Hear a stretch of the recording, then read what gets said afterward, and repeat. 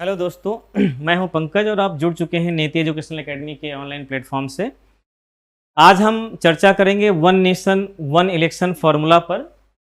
अक्सर आप लोगों ने न्यूज़ में, अखबारों में सुना होगा, पढ़ा होगा या पढ़ते रहे होंगे कि महीने के कुछ अंतरालों में या अक्सर किसी न किसी महीने में किसी न किसी राज्य में चुनाव होता रहता है विधानसभा का। पता चले आज आंध्र प्रदेश का चुनाव है तो कल बंगाल का चुनाव है, फिर बिहार का चुनाव है ना। तो इतने सारे चुनाव भारत में एक साथ होते रहते हैं और चुनाव अभी भी आप देख रहे हो तो लोकसभा का चुनाव चल ही रहा है, ठीक है। तो वन नेशन वन इलेक्शन का जो फॉर्मूला है ये बताता है कि भारत में जो इतने सारे राज्य हैं और राज्य में विधानसभाएं हैं, उन विधानसभाओं के चुनाव को और लोकसभा के चुनाव को एक साथ कंडक्ट करा दिया जाए। इसी फार्मूले को हम क्या कहते हैं? One nation one election formula, ठीक है। यानी एक साथ सभी राज्यों के विधानसभा के चुनाव हो जाए, ये भी डिसाइड हो जाए कि कौन सीएम बनेगा, और एक साथ सारे पूरे भारत में लोकसभा का चुनाव हो जाए, ये डिसाइड हो जाए कि कौन पीएम बनेगा, है ना। साधारण तौर पे हम ऐसा कह सकते हैं, ठीक है। यानी किस पार्टी का व्यक्ति पीएम बनेगा या कौन जो है लीड करेगा देश को और किसी राज्य को, ओके। अब हम आते हैं आगे हम देखते हैं कि चर्चा में क्यों है, ठीक है। तो सबसे पहले हम ये जान जाते हैं कि वन नेशन वन इलेक्शन का जो ये मुद्दा है, ये बहस में फिलहाल इस समय चर्चा में बना हुआ है। और बना होने के पीछे कारण भी क्या है? कारण ये है कि सभी राज्यों के विधानसभा और लोकसभा के चुनाव अलग अलग समय पर होते हैं, तो उससे क्या होता है कि अस्थिरता बढ़ती है, ठीक है। अस्थिरता मतलब अनस्टेबिलिटी बढ़ती है और एक चैलेंज आता है कि कैसे फिर से नया चुनाव कराया जाए। फॉर एग्जाम्पल आप समझो कि मान लो अभी उत्तर प्रदेश विधानसभा का चुनाव चल रहा है, ठीक है, और ये चुनाव पूरा हो, उसके कुछ दिन बाद आप देखो कि बिहार का चुनाव चल रहा है, फिर चुनाव पूरा हो। ये कितना ईजी होता कि अगर यहाँ का चुनाव भी एक साथ हो जाता, वहाँ का चुनाव भी एक साथ हो जाता, ठीक है।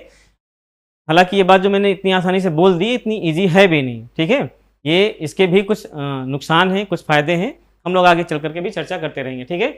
तो चर्चा में क्यों है हमने आपको बता दिया। एक चर्चा का और कारण है कि जो अभी हाल ही में कुछ दिन पहले भारत के जो पूर्व राष्ट्रपति हैं रामनाथ कोविंद, उन्होंने इस पर एक हाई लेवल कमेटी बनी थी, उच्च स्तरीय समिति बनी थी, और उस पर अपनी सिफारिश दी है और सरकार को ऐसे तरीके बताए हैं जिनसे पूरे भारत में एक साथ विधानसभा के और लोकसभा के चुनाव कंडक्ट कराए जा सकते हैं, ओके। तो ये बात आपने समझ लिया कि चर्चा में क्यों है।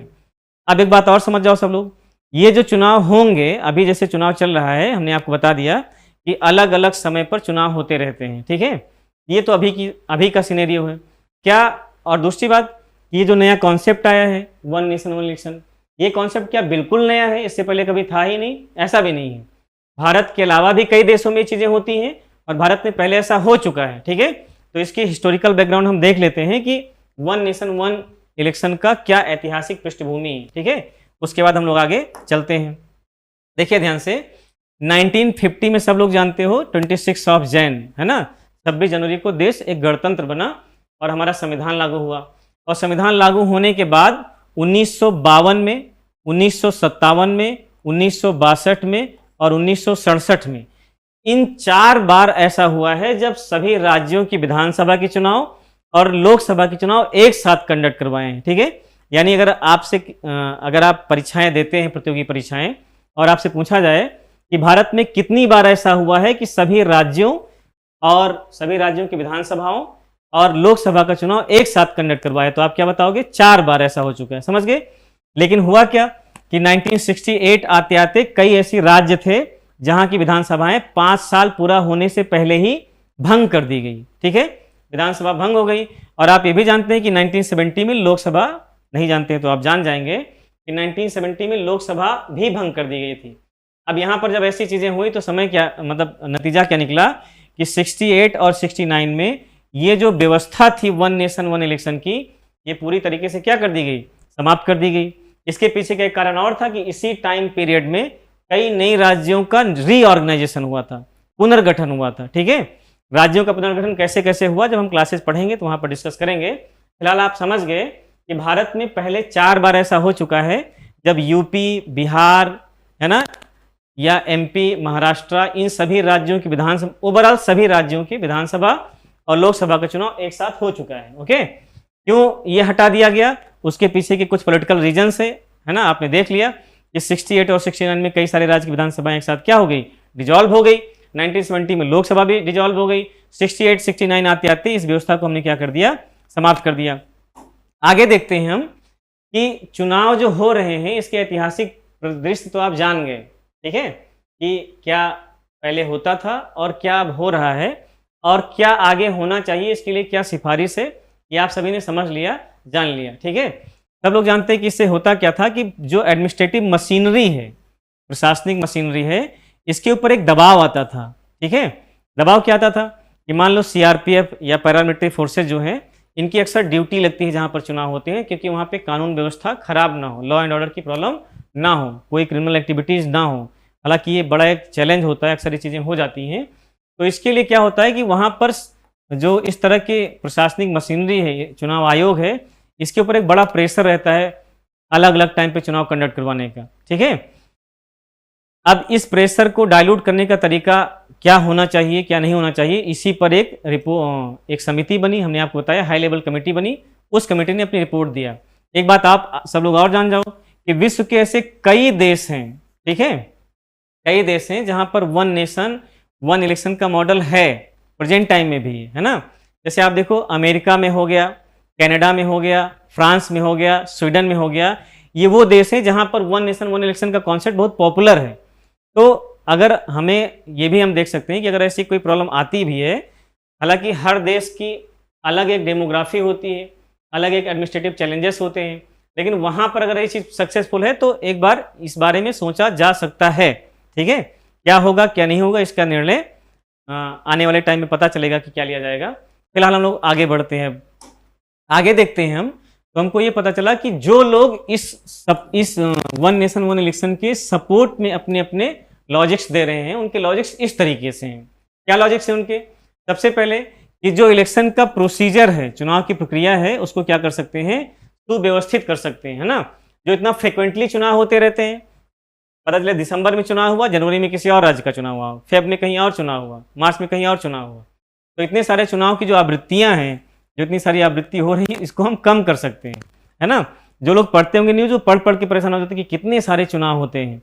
जैसे जो मेच्योर लोग हैं, जो वोट डालते हैं, जिनको इस डेमोक्रेटिक सिस्टम के वैल्यूज़ को, इनके प्रोसीजर को समझने में दिक्कत नहीं होती, वो तो कहते हैं हाँ चलो वहाँ का विधानसभा का कार्यकाल खत्म हुआ तो अब चुनाव होना ही चाहिए। लेकिन ऐसे अगर कोई आम आदमी सुने और उससे कह दो कि आज बंगाल में चुनाव है, और अगले महीने उससे कह दो कि आज बिहार में चुनाव है, तो सुन सुन के परेशान हो जाए कि कितने चुनाव होते हैं अपने देश में, है ना।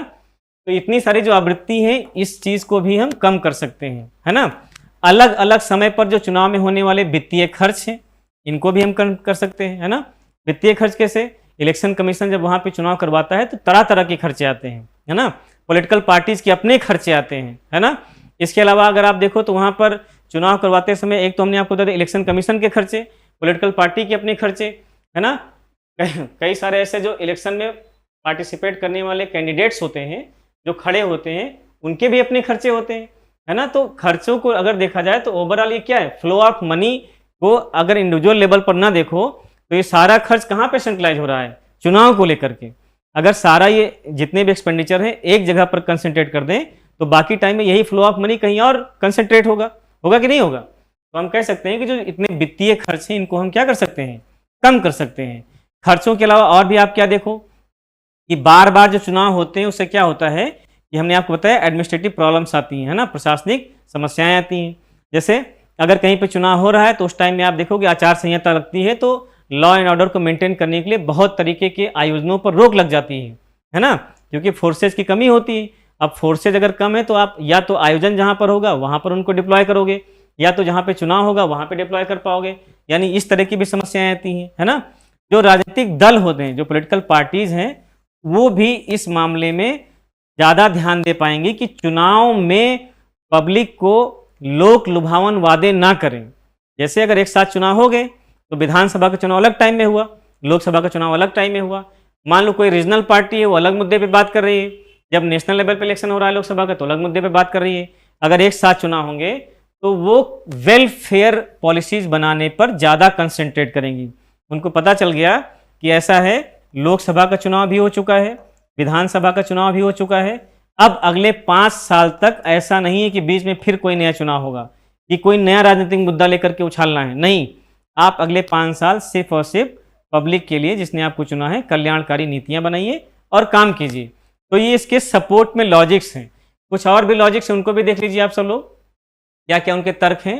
वो तर्क ये है कि अगर बार बार चुनाव होते रहेंगे तो जो राजनीतिक अस्थिरता है वो एक बड़ी प्रॉब्लम बनकर के उभरेगी। ऐसे में जो सरकारें लंबी अवधि की योजनाएं बनाती हैं वो नहीं बनाएंगी। क्यों नहीं बनाएंगी? उनको पता है कि लोकसभा का चुनाव हो चुका है, जल्दी से कोई ऐसी योजना बनाओ कि पब्लिक खुश हो जाए, और खुश हो जाए तो जो हाल में फिर विधानसभा का चुनाव होगा उसमें वोट दे दे। तो उनका जो कंसंट्रेशन है वो हमेशा फोकस कहाँ रहेगा? वो फोकस रहेगा जो अपकमिंग इलेक्शंस हैं। इस बारे में भी आप सोच सकते हैं कि हाँ, ये भी एक लॉजिक है। ठीक है, मतदाता अगर एक साथ मतदान करेंगे, है ना, तो एक साथ मतदान करने पर वो जो वोटिंग का परसेंटेज है वो बढ़ जाएगा। एक बड़ा चैलेंज होता है इलेक्शन कमीशन के लिए कि सबको वोट देने के लिए वो मोटिवेट करें, इनकरेज करें। जैसे अगर कोई मान लीजिए अपने घर में नहीं रह रहा है, कोई प्रवासी है, किसी दूसरे शहर में जाकर जॉब कर रहा है, ठीक है, तो वो एक बार वोट देने के लिए विधानसभा आए, एक बार वोट देने के लिए फिर क्या करे वो, मतलब विधानसभा का वोट देने के लिए अपने घर आए, फिर वो लोकसभा का वोट देने के लिए अपने घर आए। ये पॉसिबल नहीं हो सकता है ना, मतलब उसके लिए एक बड़ा चैलेंज है। अगर एक साथ मतदान करोगे तो लोगों का इंटरेस्ट बढ़ेगा, वो जो वोटिंग परसेंटेज है वो आसानी से एक साथ आए और मतदान करके चले गए, है ना। और वो अपने प्रतिनिधियों को भी एक साथ चुन सकते हैं। जैसे अगर उनको कोई आदमी इन द सेंस कोई कैंडिडेट स्टेट की कोई पॉलिटिकल पार्टी उनको पसंद है तो उसको स्टेट के लिए चुन लेंगे। अगर सेंटर के लिए कोई पसंद है, यानी कि भारत संघ के चुनाव के लिए, लोकसभा के लिए, तो उसको उसके लिए चुन लेंगे। यानी उनके पास एक साथ अपने दोनों जगहों के लिए कैंडिडेट चुनने का ऑप्शन रहेगा। तो ये भी उनके लिए एक अच्छा हो सकता है। चुनाव का एक फिक्स कैलेंडर भी आ सकता है कि अब चुनाव हुआ है, अगला चुनाव इस टाइम में होगा, अब चुनाव हो चुका है, अगला चुनाव इस टाइम में होगा। ठीक है, जो उनके घोषणा पत्र हैं, जो उनके मुद्दे हैं, है ना, या फिर जो राज्य विशिष्ट दोनों पहलुओं को शामिल करना होगा, ये भी हम देख सकते हैं, राष्ट्रीय और राज्य विशिष्ट दोनों को। जैसे कुछ ऐसे मुद्दे होते हैं जो नेशनल इंटरेस्ट में होते हैं, कुछ मुद्दे होते हैं जो रीजनल इंटरेस्ट में होते हैं। रीजनल इंटरेस्ट कैसे? आपके यहाँ पर मान लीजिए अगर बहुत बारिश नहीं होती है और सूखा पड़ा हुआ है, तो वो जो सूखे से निपटने का जो तरीका होगा वो आपका रीजनल मुद्दा है। नेशनल इंटरेस्ट में कोई मुद्दा कैसे हो गया? जैसे मान लीजिए अगर हमको क्लाइमेट चेंज पर कोई पॉलिसी बनाना है, ठीक है, ताकि वो फ्यूचर के लिए कुछ कर सकें, या हमें एनर्जी के लिए कोई पॉलिसी बनाना है पूरे भारत के लिए, ठीक है, एनर्जी इन द सेंस ऊर्जा के लिए, या फिर अगर हम देखें कि परिवहन के लिए कोई नीति बनाना है पूरे भारत के लिए, ये सब नेशनल इंटरेस्ट के मुद्दे हो सकते हैं। ठीक है, लेकिन राज्य के मुद्दे आपके लोकल मुद्दे हो सकते हैं कि हमारे यहाँ पर बहुत सारे प्रवासी मजदूर हैं, उनको दूसरे राज्य में जाके काम करना पड़ रहा है, ये आपका लोकल मुद्दा है। ठीक है, तो आप इन तरीकों से देख सकते हैं कि जो घोषणा पत्र होंगे उनमें नेशन के मुद्दे अलग होंगे और जो स्टेट पर्टिकुलर के मुद्दे हैं वो अलग तरीके से होंगे। तो ये इनके सपोर्ट में लॉजिक्स हैं। ठीक है, आगे देखते हैं हम कि विरोध वाले क्या कह रहे हैं, उनके भी अपने कुछ तर्क हैं और वो बहुत ही लॉजिकल लॉजिक्स हैं, ये भी समझने वाली बात है। जैसे सबसे बड़ी बात, ऐसा करने के लिए आपको संविधान में परिवर्तन करना पड़ेगा, और आप सब लोग जानते हैं संविधान में परिवर्तन करना इतना आसान नहीं है, है ना। आप पहले लोकसभा राज्यसभा से इसको पास करा करके प्रेसिडेंट का अप्रूवल लोगे, तब जाके संशोधन होगा, है ना। तो इतना आसान, मतलब इतना भी आसान काम नहीं है। फिलहाल आगे भी कुछ इसके लॉजिक्स हैं। जैसे जो रीजनल पार्टीज हैं, जो क्षेत्रीय दल हैं, अगर एक साथ चुनाव होंगे तो राष्ट्रीय पार्टियां अपने धन बल से, प्रचार तंत्र से, उनके अपने अस्तित्व के लिए खतरा बन जाएंगी। आप समझ रहे हैं? जैसे कई बार क्या होता है कि हमको ये नहीं पता होता है कि हाँ हमारे राज्य में कौन सा कैंडिडेट कहाँ पर लड़ रहा है, लेकिन देश में पीएम कैंडिडेट के लिए कौन ज़्यादा बड़ा दावेदार बन के उभर रहा है, ये बड़ी बात हो जाती है। ठीक, भले वो आपके लोकल मुद्दों पर बात ना कर रहा हो, आप समझ रहे हैं। तो जो रीजनल पार्टीज हैं उनके लिए बड़ी प्रॉब्लम आ सकती है। ठीक है, इसके साथ साथ क्या होगा कि इतने बड़े लेवल पर अगर आप चुनाव कराओगे कि सभी राज्यों की विधानसभा के चुनाव एक साथ कराओगे, तो जो टेक्नोलॉजिकल प्रॉब्लम्स आएंगी, ठीक है, जो इंफ्रास्ट्रक्चर प्रॉब्लम आएंगी, वो बड़ी समस्या हो सकती है। ठीक है, और उन समस्याओं से भी निपटना पड़ेगा।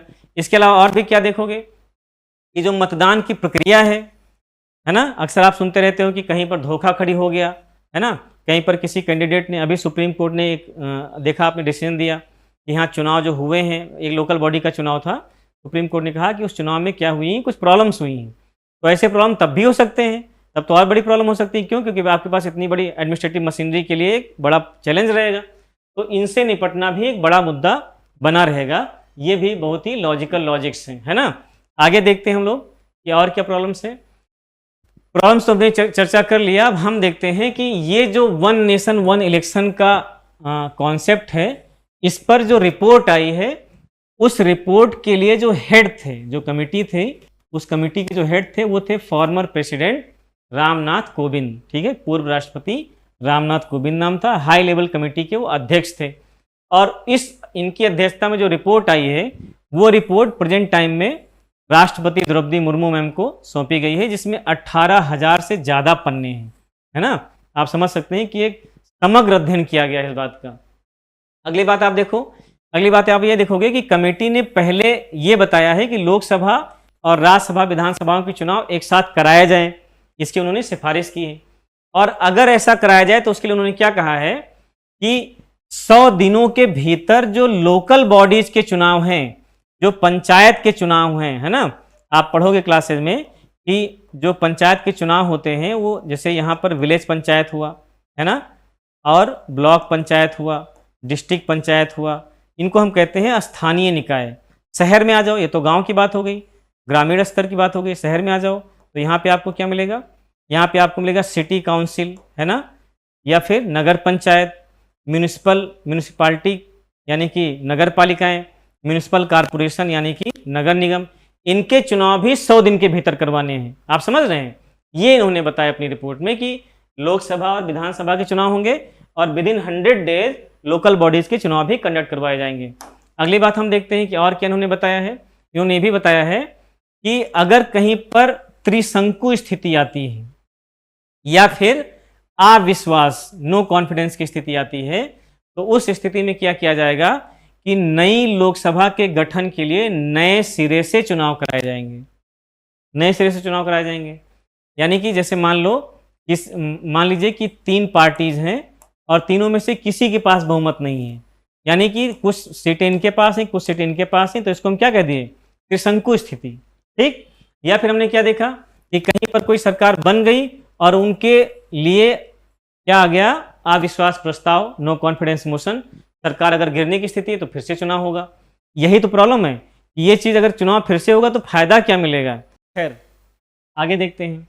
समिति ने यह भी कहा है कि व्यवस्था लागू करने के लिए संविधान के अनुच्छेद 83, सबने पढ़ा होगा, नहीं पढ़ा होगा तो आप आगे पढ़ोगे, कि अनुच्छेद 83 में संसद के सदनों की अवधि है ना, कि लोकसभा का कार्यकाल कितना है, राज्यसभा का कार्यकाल कितना है। और अनुच्छेद 172 में राज्य विधानमंडल की अवधि है। राज्य विधानमंडल मतलब विधानसभा और विधान परिषद, कहीं पर विधान परिषद है कहीं पर नहीं है ना, पढ़ोगे आप आगे चल करके। तो अगर इन सब में संशोधन करना पड़ेगा अगर हमें एक साथ चुनाव करवाना है तो, और इस संवैधानिक संशोधन की राज्यों द्वारा पुष्टि किए जाने की आवश्यकता नहीं है ना।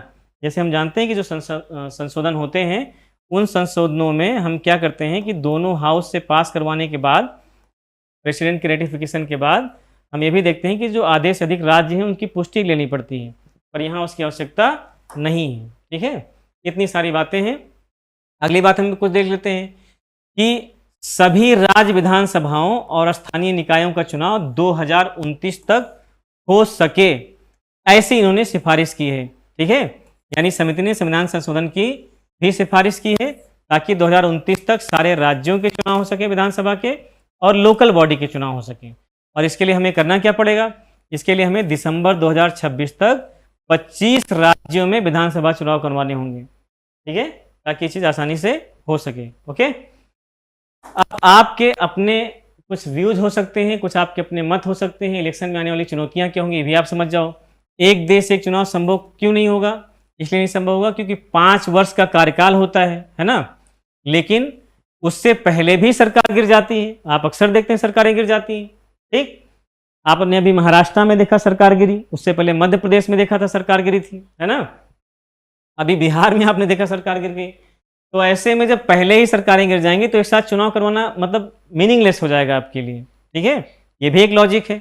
हम बार बार लॉजिक बोल रहे हैं, कुछ इसमें लॉजिकल्स हैं, कुछ लॉजिक कम लॉजिकल हैं, यानी हैं सब लॉजिकल चीज़ें।